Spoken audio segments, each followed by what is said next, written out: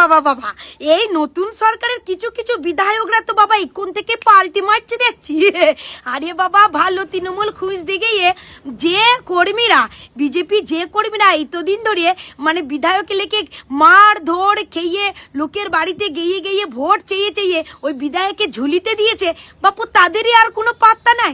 শুনেন, একটা কথা মনে রাখবেন বিধায়ক মশাইরা, ওই কর্মীরা ছিল বলেই আজকে আপনি বিধায়ক হইতে পেরেছেন। তাই ভালো তৃণমূল খুঁজতে গিয়ে তাদের হাত ধরে ভাববেন সিঁড়িটা একটু তাড়াতাড়ি লাফিয়ে নেবো, ওরা সেই সিঁড়িটা জানা আছে বলে, তাইলেই বলি হুড়মুড়িয়ে উঠতে গেলে আর ধর পড়িয়ে পড়ে যাবেন। তাই নিজের যে কর্মীগুলা ছিল তাদের হাত ধরে সুষ্ঠুভাবে ধীরে সুস্থে চলেন, অসুবিধা নাই।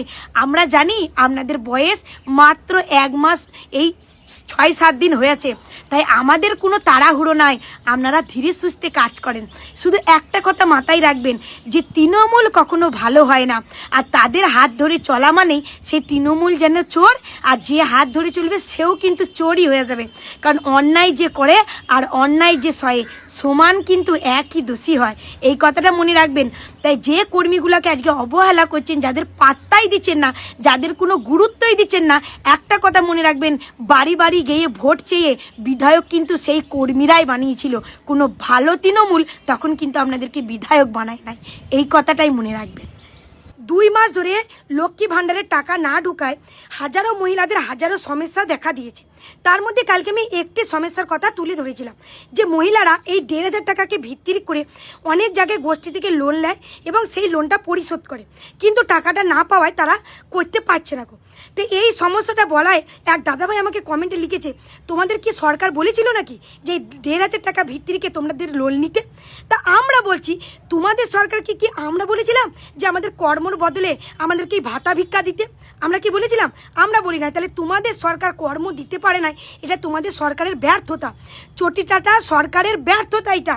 তাহলে তোমরা বলো যে আজকে কর্মটা যদি না দেয়, ভাতা দিয়ে ভিক্ষা দিয়ে যদি তাদেরকে পঙ্গু বানিয়ে রেখে দেওয়ার চিন্তা ভাবনা করে, সেই জায়গায় মহিলারা যদি সেই টাকাকে ধরে রেখে যদি একটা কিছু করার চিন্তা ভাবনা করে, তাইলে কি সেই মানুষের ভুল? তারা কি কোনো ভুল কাজ করেছে? আজকে একটা সমস্যার কথা বলেছি, আপনারা কি জানেন এই টাকা দিয়ে কোনো মহিলা তার ছেলের টিউশনি মাইনে দিত, এই টাকাকে ভিত্তি করে কোনো মহিলা তার বাবা মায়ের ওষুধের লেগে খরচ করত, এই টাকাকে ভিত্তি করে কোনো মহিলা নিজের ওষুধের খরচ মিটাইতো। এমন হাজারো সমস্যা আছে, কোনো মা সিঙ্গেল মাদার যে কিনা এই টাকাটা দিয়ে চাল তুলতে বলে বাবারে মহিলারা এত কিছু করতো। হ্যাঁ, তবে একটা মহিলাই এত কিছু করতো না, এক এক মহিলা এক এক রকমের সমস্যার সমাধান করতো, বুঝলে তো? তা তোমরা কি বলতে চাইছো যে এই টাকাটা নিয়ে তাহলে এত কিছু করা তাহলে তাদের কোনো মানে হয় না? তাহলে কি করবে ভাই তোমাদের মতন? যে চল ভাই পয়সা দেবো, থ্যান্স আপ খাবো, আর মেয়ে পেছি না বিয়ে লেগেন দিয়ে মনের দুঃখে ঘুরে বেড়াবো, এমন করে ঘুরে বেড়াবে নাকি মেয়েরা? সেই সরকারের দেওয়া টাকাটা নিয়ে তারা যদি নিজেদের জন্য কিছু ভালো কিছু চিন্তা ভাবনা করে থাকে, সেইটার উপর যদি ডিপেন্ড করে থাকে, তাহলে সেটা তাদের অন্যায়। আর এই ডিপেন্ডটা তো তোমাদের সরকারই করেছে। হ্যাঁ, মানুষ তো আর নিজে নিজে হতে যায় নাই কো, মানুষ তো বলে নাই যে আমাদেরকে কর্ম দিও না, আমাদেরকে ভাতা দাও। মানুষ বারে বারে ওই সরকারের আমল থেকে নিয়ে এই সরকারের আমল পর্যন্ত সকলে বলেছে যে আমাদের ভাতা চাই না, কর্ম চাই।